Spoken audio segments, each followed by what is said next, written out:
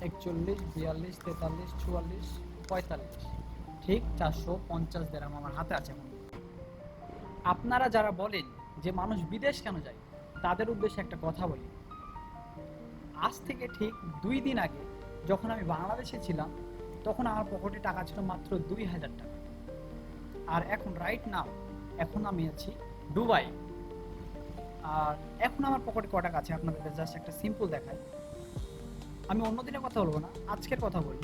আমি অন্যদিন ক টাকা ইনকাম করি, কি করি, এগুলো বলবো না। বাট এখন রাইট নাও আমি কাউন্ট করে নিই। 10, 15, 16, 17, 18, 19, 20, 21, 22, 23, 24, 25, 26, 27, 28, 29, 30, 31, 32, 33, 34, 35, 35 আর 5, 40, 41, 42, 43, 44, 45, ঠিক 450 দিরহাম আমার হাতে আছে এখন বর্তমানে। তো 450 দিরহামে প্রায় 15,000 টাকা, প্রায় 15,000 টাকা। এটা আমার ফার্স্ট ডে, মানে আজকে আমার প্রথম দিন ডিউটিতে। তো এখন আমার হাতে আছে 450 দিরহাম, আর যা বাংলার টাকায় হবে ঠিক 15,000 টাকা।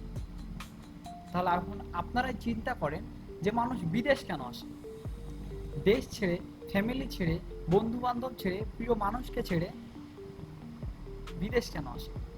আমাদের সব সুখ শান্তি ত্যাগ করে দিয়ে আমরা বিদেশ আসি। কেন আসি বুঝতে পারছেন? এই যে মানে, কি বুঝলেন ভাইয়া? জাস্ট আপনাদের একটা সিম্পল বোঝালাম। যারা বলেন যে মানুষ দুবাই কেন যায়, শুধু তাদের জন্য এই ভিডিওটা। বা মানুষ বিদেশ কেন যায়, বুঝতে পারছেন না? এবার জাস্ট একটা ছোট্ট উদাহরণ দিলাম, বোঝার মতো মানুষ হলে আপনি ঠিকই বুঝে নেবেন। Bye bye.